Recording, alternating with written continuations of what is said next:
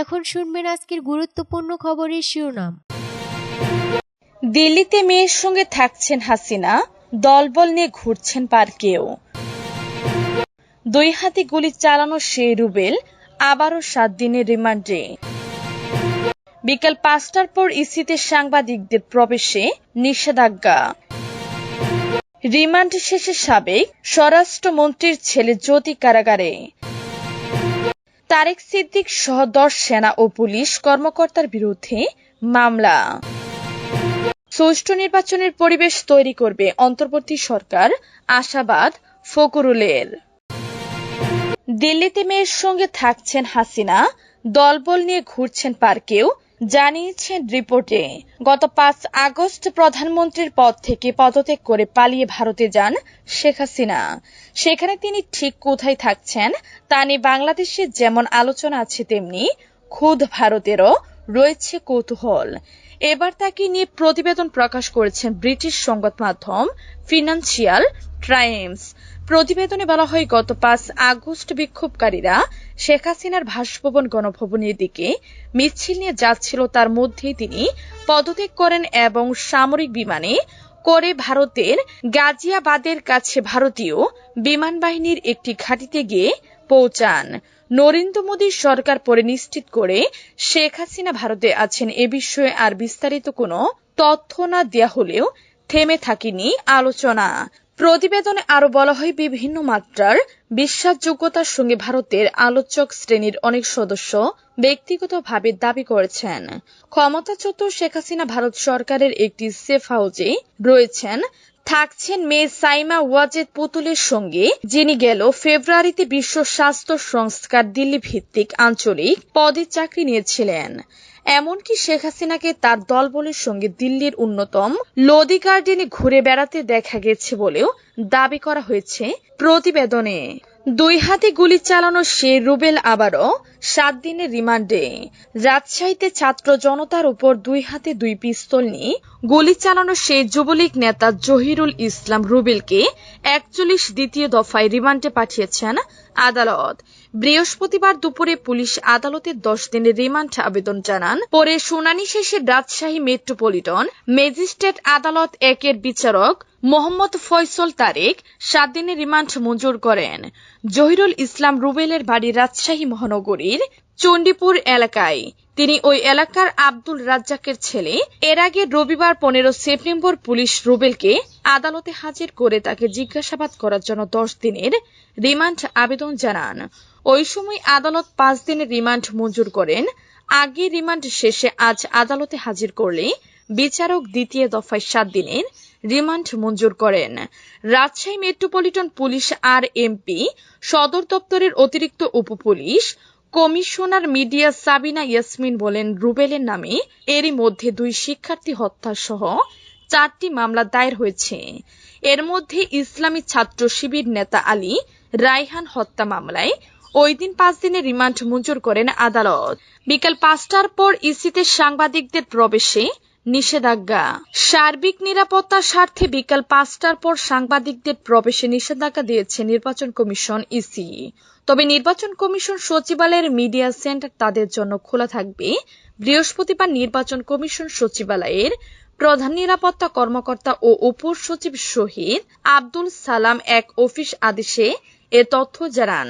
Office আদেশে জানানো হয়, নির্বাচন কমিশন সচিবালয়ের নির্বাচন ভবন সার্বিক নিরাপত্তার স্বার্থে বিভিন্ন সেবা প্রত্যাশী নির্বাচন কমিশন সচিবালয় IDA-2 প্রকল্প, ইভিএম প্রকল্প, সিবিটি ইভি প্রকল্প, সেবাদানকারী প্রতিষ্ঠান PWD'র কর্মকর্তা কর্মচারীদের ব্যক্তিগত অতিথি এবং সাংবাদিকদের অফিস সময়ের শেষে বিকাল 5টার পর নির্বাচন ভবনে অবস্থান ও প্রবেশ না করার জন্য নির্দেশক্রমে অনুরোধ করা হলো।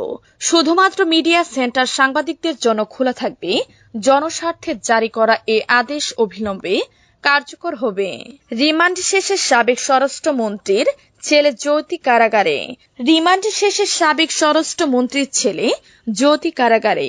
রাজধানীর আশুলিয়া থানার হত্যা চেষ্টা মামলায় রিমান্ড শেষে সাবেক স্বরাষ্ট্রমন্ত্রী আসাদুজ্জামান খান কামালের ছেলে শাফি মুদ্দাসির খান জ্যোতিকে কারাগারে পাঠিয়েছেন আদালত। বৃহস্পতিবার ঢাকার জুডিশিয়াল ম্যাজিস্ট্রেট মুস্তাফিজুর রহমানের আদালতে এ আদেশ দেন। এদিন রিমান্ড শেষে তাকে আদালতে হাজির করা হয়। এরপর মামলার তদন্তকারী কর্মকর্তা ও আশুলিয়া থানার উপপরিদর্শক এসআই আবু তাহির মিয়া তাকে কারাগারে আটক রাখার আবেদন করেন। আবেদনের পরিপ্রেক্ষিতে আদালত কারাগারে পাঠানোর আদেশ দেন। এর আগে গত 14 সেপ্টেম্বর শুনানি শেষে ঢাকার জুডিশিয়াল ম্যাজিস্ট্রেট সাইফুল ইসলামের তার 4 দিনের রিমান্ড মঞ্জুর করেন।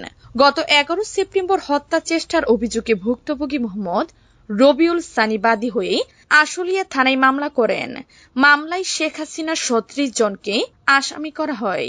এ মামলার 4 নং এজাহার নামীয় আসামি হলেন সাফি মুদ্দাসির খান জ্যোতি। এ মামলার উল্লেখযোগ্য উপর আসামিরা হলেন সাবেক স্বরাষ্ট্রমন্ত্রী আসাদুজ্জামান খান কামাল, সাবেক শিক্ষামন্ত্রী মহিবুল হাসান চৌধুরী নওফেল, ইউজিসির সাবেক সচিব ডক্টর ফেরদৌস জামান, সাবেক সদস্য ডক্টর মোহাম্মদ আলমগীর, ডক্টর বিশ্বজিৎ চন্দ্র, ডক্টর মোহাম্মদ সাজ্জাদ হোসেন, তারেক সিদ্দিক সহ 10 সেনা ও পুলিশ কর্মকর্তার বিরুদ্ধে মামলা।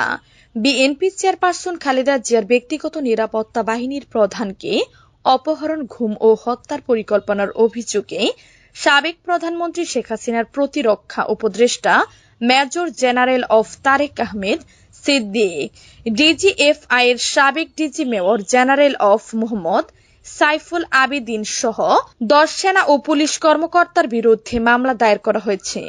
বৃহস্পতিবার 19 সেপ্টেম্বর ঢাকার মেট্রোপলিটন ম্যাজিস্ট্রেট মোহাম্মদ জাকির হুসাইনের আদালতে মামলার আবেদন করেন lieutenant colonel of Mohammad Tohidul Islam. বৃহস্পতিবার 19 সেপ্টেম্বর ঢাকার মেট্রোপলিটন ম্যাজিস্ট্রেট মোহাম্মদ জাকির হুসাইনের আদালতে মামলার আবেদন করেন lieutenant colonel of Mohammad Tohidul Islam. আদালত বাদীর জবানবন্দি রেকর্ড করে অভিযোগটি নিউ মার্কেট থানাকে এফআইআর হিসেবে গ্রহণের নির্দেশ দিয়েছেন। বাদীপক্ষে অ্যাডভোকেট মাসুদ আহমেদ তালুকদার শুনানি করেন। মামলার উপর আসামিরা হলেন র্যাবের সাবেক প্রধান মেজর জেনারেল জিয়াউল আহসান।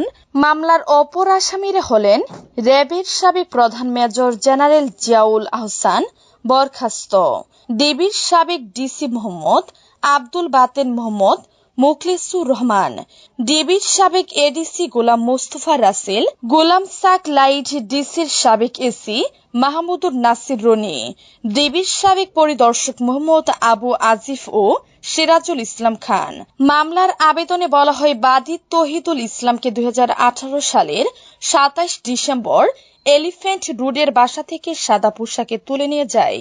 2 দিন ঘুম করে রাখার পর 29 ডিসেম্বর তাকে 2টি ভুয়া মামলায় দিয়ে কারাগারে পাঠিয়ে দেওয়া হয়।